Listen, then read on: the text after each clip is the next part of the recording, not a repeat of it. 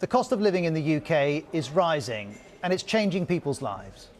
We either have to eat and be cold or be warm and starve. That's the way it is. All evidence suggests this is just the start. The squeeze on household incomes is going to be the big story of 2022, particularly the first half of it. And it is going to be on a scale of the kind that we do see in some recessions. And this is what's happening already. High inflation. Consumer prices rose 5.4% in the 12 months to December last year. That's the highest rate in nearly 30 years. Energy and food prices are the main drivers of this, but there are other factors too, like tax rises and changes to benefits. All of this is affecting the cost of living. And Prime Minister Boris Johnson acknowledges the situation. I understand how difficult it is for people. I understand the pressures that people are facing on their on household finances. To explain that pressure, the UK government is also saying this. This is a global phenomenon because the causes of inflation, whether it's supply chains or energy prices, are of course global in nature. Inflation is a global issue right now. We can see that in many Western economies. In the US, consumer price inflation is 7%. In Germany, it's 5.3%. And what is global in nature is personal in its consequences, especially in winter.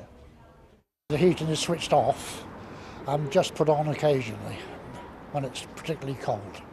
Is that because of the rising prices? Because of the rising prices. And those energy prices are rising primarily because the wholesale cost of gas has gone up. That has happened because global gas supplies are down. And there are several reasons for that. First, Europe was unusually cold last winter. That meant a lot of stored gas was used up. Second, replenishing those stores was made harder by low wind speeds. That meant less wind power, and so more gas had to be burned to make electricity. The third reason is there was more demand for gas from Asia, and particularly from China. Prices up for gas, prices are up for petrol and diesel too. Official figures show an increase of over 20% in 12 months. The main reason here, well, that's the increase in the price of crude oil. And that increase is being driven by demand from countries as they open up after COVID restrictions. So that's petrol and gas. The next thing we need to look at is food prices, because they're rising too. And the cooking campaigner Jack Monroe argues the official inflation figure underestimates the impact on the poorest people. I did a £10 food shop in 2012 for the Sunday people. And I redid exactly the same food shop last weekend and it came to £17.11.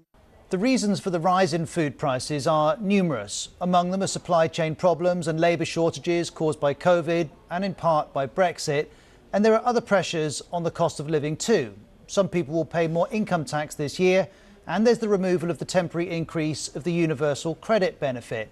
And in addition to all of that, wages aren't keeping up. It's not so much that pay hasn't grown, it's that the cost of living has increased by more than that. So the amount that you can actually buy with your pay packet is going down. For all of these reasons, the cost of living is getting harder, and there's more to come. The Resolution Foundation think tank describes 2022 as the year of the squeeze. It goes on. The peak of the squeeze will be in April as families face a £1,200 income hit from soaring energy bills and tax rises. April is crucial. National insurance contributions will rise by 1.25 percentage points. The government says this is to fund social care and the NHS. That rise will mean people earning £20,000 will pay an extra £130 per year. Those earning £50,000, they'll pay £505 more. And if that's tax, then there's energy. We are going to see an enormous rise in the energy price cap.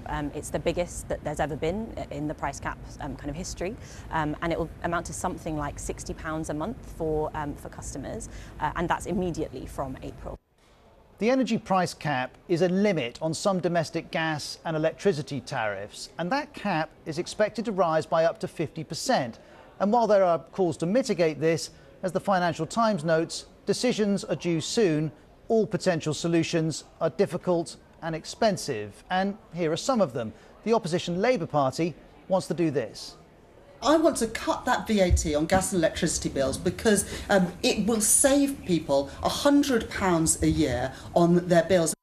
But as Faisal Islam points out, a cut in VAT saves 5% or £95 off a £1,900 predicted bill.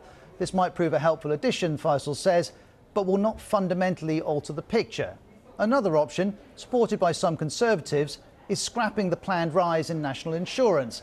Here's the former Brexit Minister Lord Frost saying, given the new pressures on energy prices and inflation, it's even more important now to scrap these tax increases and focus on getting the economy growing again.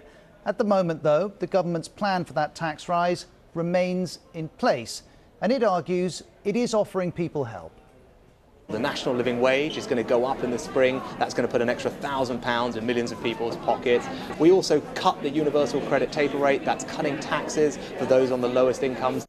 But as April approaches, the government is facing pressure to take further decisions. And as it wrestles with what to do about the rising cost of living, so too are many families.